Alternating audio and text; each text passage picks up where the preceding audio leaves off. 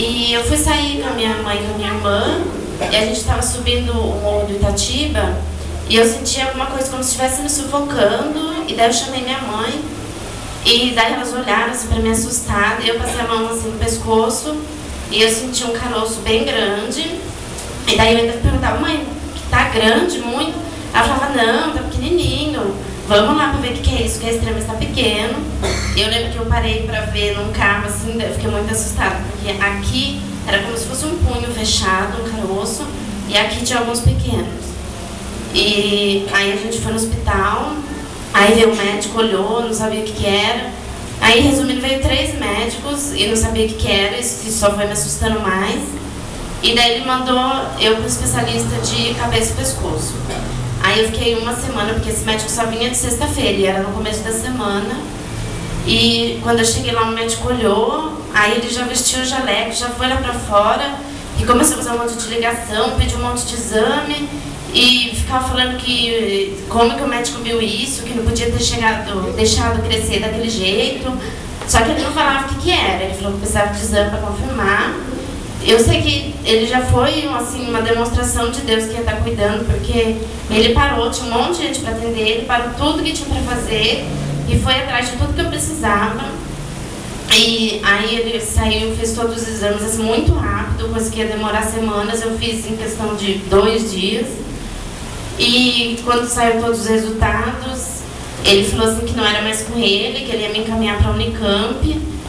E só que eu perguntava o que era, ele falou assim que não era nada sério, que era uma infecção no sangue, e que lá eles iam explicar melhor. Até aí eu estava um pouco assustada, mas eu não sabia ao certo o que era. E a gente chegando na Unicamp, eu lembro que foi assim, um dos dias mais difíceis, porque a médica chegou, ela entrou na sala, a gente entregou os exames, e pra mim não era nada sério. E eu lembro que ela falou exatamente assim pra mim. Ela falou assim, bom, Patrícia, você tem linfoma é um câncer. Então, agora você vai ter que fazer quimioterapia, que é um tratamento muito difícil. O seu cabelo vai cair. E agora eu preciso que você vá lá pra fora, se prepare, porque você vai fazer um exame muito doloroso. Então, assim, ali meu mundo caiu, porque foi uma mistura de sentimento muito forte, muito difícil. E eu lembro que eu saí no corredor e eu não conseguia enxergar nada. Aquele sentimento que você só vê falar em novela. Eu senti mesmo, eu não enxergava nada. Eu só enxergava assim até o fim do corredor. Eu saí sem rumo. E aí eu fui fazer esse exame da medula. E quando eu fui entrar, eu lembro que tinha um senhor saindo, que ele estava fazendo esse exame. E ele falava para o meu pai assim, não deixe eles fazer isso nela, não precisa. Ela não vai aguentar, não deixa fazer nela. Então vocês imaginam, a gente está morrendo de medo e o senhor vem e fala isso. E eu lembro que meu pai pegou na minha mão e falou, não vai, você vai ter força. Aí eu fui fazer o exame e quando eles começaram a fazer, realmente dói muito, porque eles pegam um líquido do osso das costas e quebram um pedacinho. Então o exame é realmente muito difícil. E eu lembro que a hora que começou a doer, realmente uma dor horrível. E no momento eu clamei ao Senhor, e ali Deus já me deu outra prova, porque eu senti dor, gente, mas perto do que começou, eu posso dizer que não doeu. Então eu já vi ali que Deus estava comigo, que eu ia ter forças. Aí eu voltei para casa, um momento muito difícil, e a gente começou, né, a luta. Aí eu voltei para a Unicamp, fui internada para fazer a primeira quimioterapia. Foi tudo bem, eu fiquei 4 dias porque é de costume ficar. E voltei pra casa, né, até eu vim pensando, eu falei, até que não foi tão difícil. E depois de uma semana eu comecei a ter febre, e não pode ter febre, se tivesse eu tinha que voltar.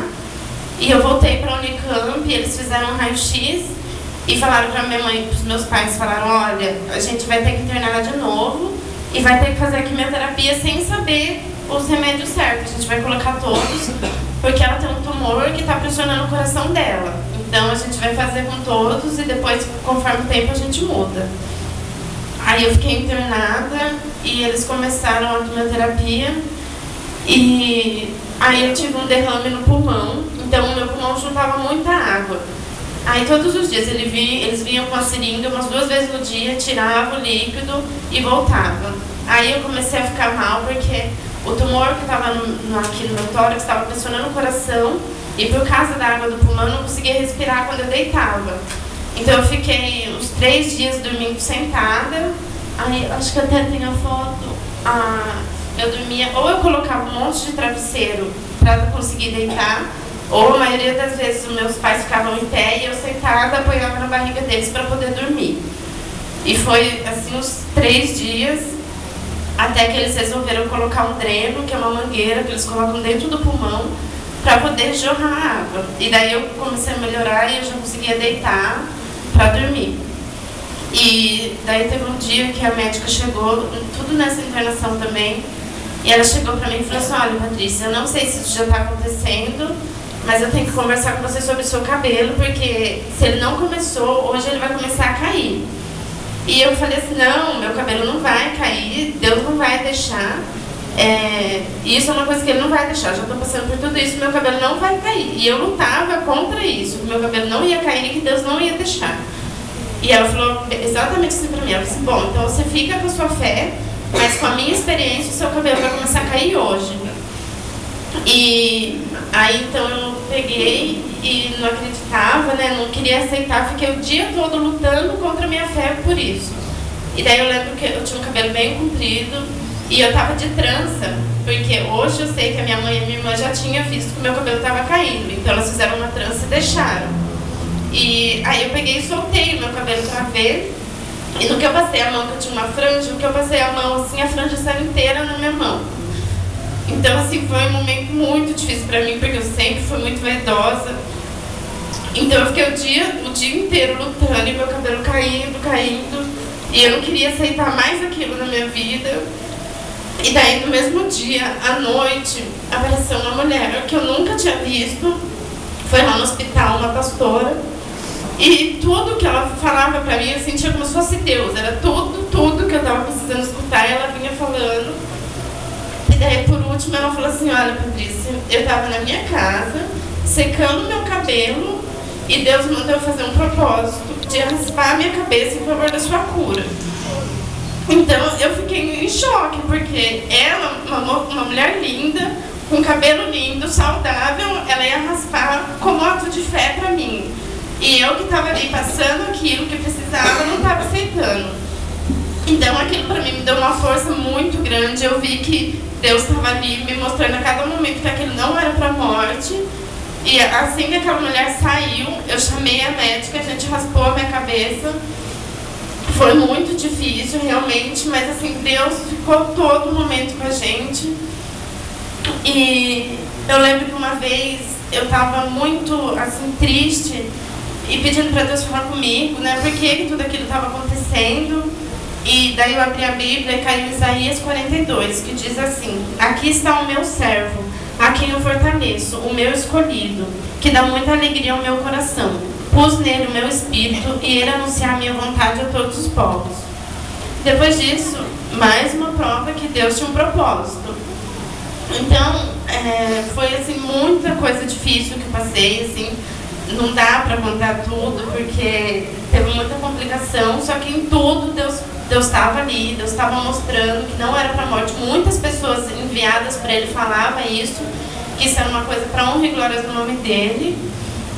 Então, eu comecei a me fortalecer, e a minha irmã uma vez chegou para mim, porque eu emagreci 20 quilos. Então eu já era um pouco magra e eu emagreci mais 20 quilos, então eu não tinha mais forças, fora que eu não comia muito. Então para mim andar dentro do hospital mesmo era só com a cadeira de roda, e para ir no banheiro eles tinham que me carregar, eu não andava, fiquei muito debilitada. Então a minha irmã chegou para mim, e eu sempre gostei muito de dança, né? Aí a minha irmã até teve ministério de dança, e ela chegou para mim e falou assim: olha, Paty, vamos fazer um propósito. Deus vai te curar, Ele vai te fortalecer, você vai estar forte, vai andar com as suas próprias pernas. E não só isso, você vai dançar, vamos fazer um propósito, que assim que você se curar, você vai fazer uma dança em apresentação, em agradecimento a Ele. E eu aceitei esse propósito, e quando eu fiquei forte, a primeira coisa que a gente fez foi fazer uma coreografia para agradecer ao Senhor. tudo que Ele restituiu na minha vida. E Deus, assim, foi maravilhoso com a minha família, tudo que eles fizeram para mim eu não tenho como agradecer, porque depois, assim, que a gente teve a força, viu que Deus tinha propósito, tudo lá no hospital virou piada. Então hoje, assim, a gente lembra mais com alegria do que com tristeza, apesar de tudo que passou. Eu lembro que teve uma vez que eu peguei uma infecção no olho no hospital. E eu fiquei uns 3 dias sem enxergar, e também era motivo de piada. Depois, eu lembro que meu pai ficava me dando bala de goma e eu tinha que adivinhar as cores que era, tudo só assim. E então a gente vê que a gente só dá valor quando a gente perde. Eu posso dizer que eu perdi tudo, eu fiquei sem andar, perdi o cabelo, fiquei sem respirar, só com oxigênio, tudo para poder dar valor. E olha, eu digo, coisas simples como respirar, eu aprendi a dar muito valor. Porque eu não sabia que era tão difícil assim, uma coisa tão simples que a gente faz sem perceber o tempo inteiro. E depois disso eu melhorei, fui me recuperando. E quando eu estava doente ainda, eu conheci o David, que é meu marido. E eu lembro assim que eu tinha muito medo, porque quando a gente começou a falar de casamento, os médicos já tinham me falado que eu não ia poder ter filhos por causa da quimioterapia, que teria destruído o ovário, tudo. E eu falava pra ele, eu falava, olha, eu não posso ter filho. E pra mim já era muito difícil, porque eu tinha um pouco de medo de talvez a doença voltar. Tinha mais essa questão de não poder ter filho. E eu lembro que ele sempre falava assim, imagina, o Deus que te curou, se Ele quiser, Ele vai dar um filho pra gente. Glória a Deus. E ainda uma vez que a gente estava indo pra praia, a gente namorava ainda, a gente estava falando sobre isso. E daí a gente começou a falar de casamento, assim, e meu pai começou, eu estava dirigindo e meu pai começou a chorar. E daí a gente começou tudo a rir, né? Pai coruja com medo da filha casar. E ele falou assim que Deus tinha dado uma visão para ele, a gente perguntou o que era. E ele falou assim que ele tinha visto eu com uma criança no colo. E assim, pra mim naquele momento, nisso eu nem me ligava tanto, eu mais me preocupava com o David, porque pra mim eu já tinha trabalhado a minha mente nisso. A gente falou amém e continuou. E hoje então eu tenho muito a agradecer a Deus, porque eu tô aqui firme, forte, curada, restaurada, cumpri o compromisso, tô com o Ministério de Dança, quero levar à frente. E graças a Deus agora estou com a minha filha também. Então tudo que eu não podia, Deus me deu em dobro. E eu estou muito feliz. E tem um salmo que eu peguei para a minha vida que eu acho que diz muito sobre o que eu passei, que é o Salmo 30, versículo 11. Que diz assim, tu mudaste o meu choro em dança alegre, afastaste de mim a tristeza e me cercaste de alegria. Amém?